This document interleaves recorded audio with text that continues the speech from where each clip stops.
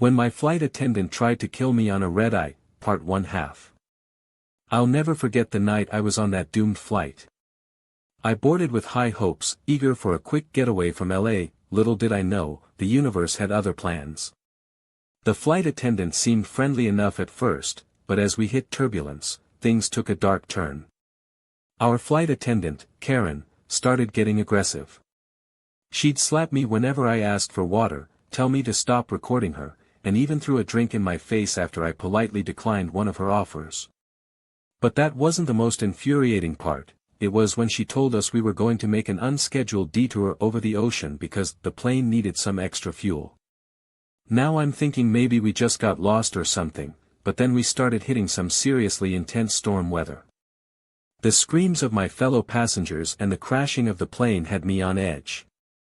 As things escalated further, Karen yelled at us to put our masks on before her, like I wasn't already scared out of my wits, and threatened that if anyone tried to leave their seats or open an emergency exit door, she'd throw them off the plane herself.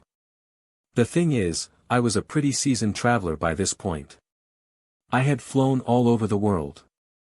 But even I'd never encountered someone as brazenly psychopathic as Karen. So here's where it gets interesting. In my worst-case scenario backpack, you know, that one you always keep at your doorstep just in case, there was a little thing called an APIRB, emergency position indicating radio beacon. Yeah, I'd been preparing for this situation like crazy. I knew exactly how to use it and where we were. The problem was, would anyone even believe me? Or worse, would they get me out of that nightmare before it was too late?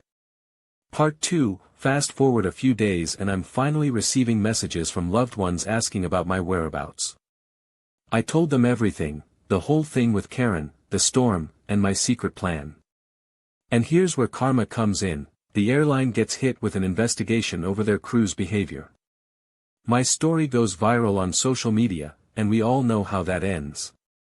As for me, I went to report Karen to the aviation authorities directly.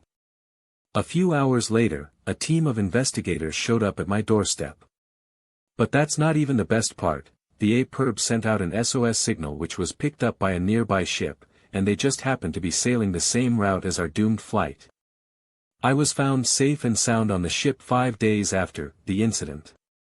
But here's what really got me. When we finally boarded the plane to return home, Karen wasn't there.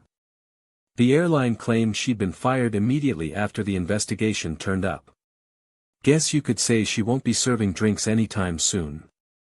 I guess sometimes the universe really does have a way of handing out justice.